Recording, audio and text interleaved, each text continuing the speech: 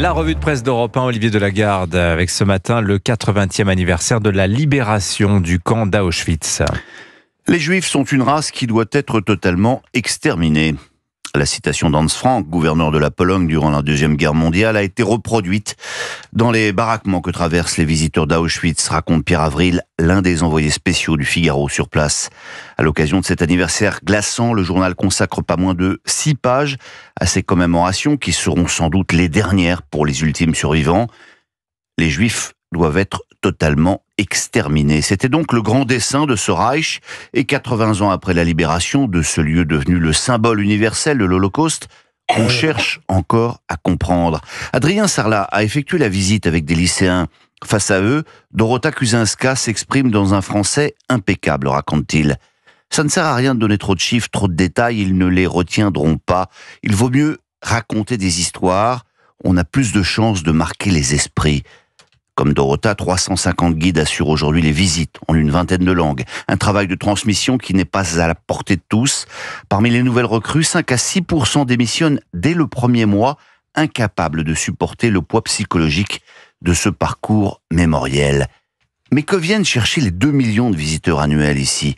Au cours de ses 27 années de carrière, Dorota a vu le profil des visiteurs évoluer. D'abord des familles de victimes, des survivants ou des groupes scolaires. Aujourd'hui, la visite du camp est devenue un incontournable pour les touristes étrangers de passage en Pologne. À Auschwitz, résume finalement l'historienne Annette Vivorka, les visiteurs touchent du doigt ce que l'homme a été capable de faire à l'homme et ce qu'il pourrait faire encore. Dossier passionnant dans le Figaro qui s'achève en page 20 du journal avec cette interview de l'historien Georges Bensoussan qui fait le lien avec l'actualité immédiate. Georges Bensoussan que vous avez pu entendre sur Europe 1 tout à l'heure. Question d'Alexandre Devecchio. Comment analysez-vous l'accusation de génocide déposée contre Israël auprès de la Cour de justice internationale? Accuser l'État juif de génocide, c'est retourner contre les Juifs et de façon perverse le désastre qui les a frappés, répond Bensoussan. Mais c'est surtout légitimer par avance la disparition de leur État, car c'est bien là l'objectif ultime d'une machinerie dans laquelle le discours arabe se voit conforté par un gauchisme culturel. Nous voici aujourd'hui les dépositaires d'une leçon de ténèbres de bout en bout politique, conclut-il, héritier d'une connaissance qui, comme la hache qui brise la mer gelée en nous, écrivait Kafka, transforme celui qui les fait siennes. On quitte à Auschwitz pour Davos. Oui, sans aucune transition, Davos, c'est bien entendu le grand rendez-vous annuel du Gotha économique mondial qui s'est achevé ce week-end. Jean-Marc Vittori et Christophe Jacubizine des Échos avaient fait le déplacement et il faut lire leur long papier ce matin qui résume finalement assez bien l'état d'esprit des dirigeants des grandes entreprises mondiales et françaises qu'ils ont croisés.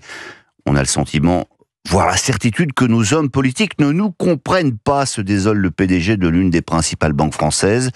D'ailleurs, ils ne comprennent rien. N'importe quel président ou premier ministre serait viré sur le champ par son board s'il présentait un budget aussi déséquilibré et s'il était surtout incapable de respecter ses indicateurs clés de performance.